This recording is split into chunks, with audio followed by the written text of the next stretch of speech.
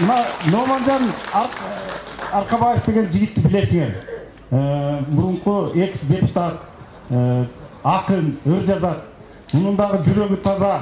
Ушу жигитке дагы Баккен районунан келип сиздерге кайрылуу жасаган атат.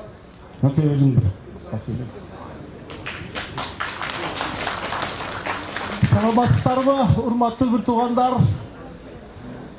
Армандуу аял кошокчу дегендей, мына чейрек кылымдан бери ууру кесилерден түзүлгөн коррупциячыл кыргыз бийлиги элди кошокчу кылып жиберди. Биз эмне кошуна Казакстандан, өзбектөрдөн биздин бир жерибиз кем беле. Биздин дагы татыктуу жетекчилерди колдоп, өсүп-өнүгүп, бактылуу жашоого акыбыз бар эле. Совет менен мамлекетти түптөгөн ата-энелерибиз эмне үчүн бүгүнкү күндө мынчалык азап тартып көрүүгө тийиш? Мунун бардыгына бүгүнкү акыбалга соңку 25 жылдагы бийликте турган кылмышчылар күнөөлүү. Азыр туугандар, Кыргызстан боюнча биометриялык маалыматтар жиноо компаниясы жүрүп жатат. Мунун эң негизги максаты шайлоолорду алдын алып, бандиттик партияларга уттуруп берүү максаты. Ошондуктан туугандар, мен бүгүнкү маанайдан пайдаланып, сиздерди күзгө карата күтүлүп жаткан парламенттик шайлоого бойкот жасоого чакырамын.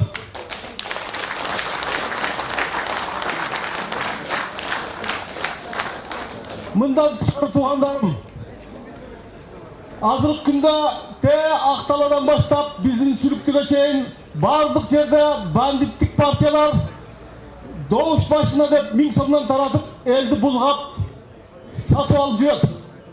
Эгер биз сиздер менен ушул миллиондогон акча чачкан бандиттик партияларга каршы чыгып, шайлоого бойкот жарыялоого чакыра турган болсок, алар бизди өлүмгө буйруудан баш тартпайт. Эгер мына ушул өлүмгө дуушар кыла турган тагдырга даяр болсоңуздар гана баш көтөрүп жүрүүгө акылыңыздар бар.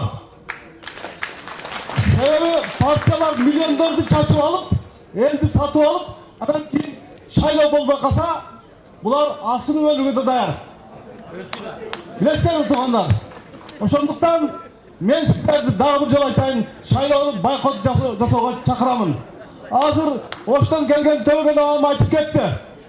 Мынтип отурбастан келгендерде ар бириңер 10 киши эриште келгиле деди. Чын эле 10 эмес, керек болсо 100 эриште келишибиз керек. Мындан тышкары туугандарым, эми биз туугандар баягы акчалууларды эрчи жүрбөстөн Кыргызстаным деген мамлекеттин келечеги, элдин келечеги деген патриот лидерлерди колдоп чыгышыбыз керек. Айта берсе сөз көп туугандарым. Ошондуктан биз мына бүгүнкү күндөгү курултайдын идеяларын барган жерлерде айтып, элге деп түшүндүрүшүбүз керек. Мен сиздерге ийгилик, бардыгыңыздарга бир жакшылыктарды каалаймын. Анан түрмөдө бир кезде Майрам Акаева түрмөгө тип ошол жерде жазган бир ток деген ырым бар. Ток бүгүнкүгө абдан ылайык келип калдырок менен капа болбоңуздар, кетип коюңуздар. Ток уурдап, торго түштү, молдо кышта. Эл кылса кылбай эмнеси кем. Айла жок, ит өлтүрөр суук тышта. Кыргыздар бандит менен бийликке жем. Жыгышты Молдекени жасапылга, 40 ишти тартканзымын бир кыйлага. Ал гана пара бербей азап тартты, айылдар тогурдаган толуп жатса.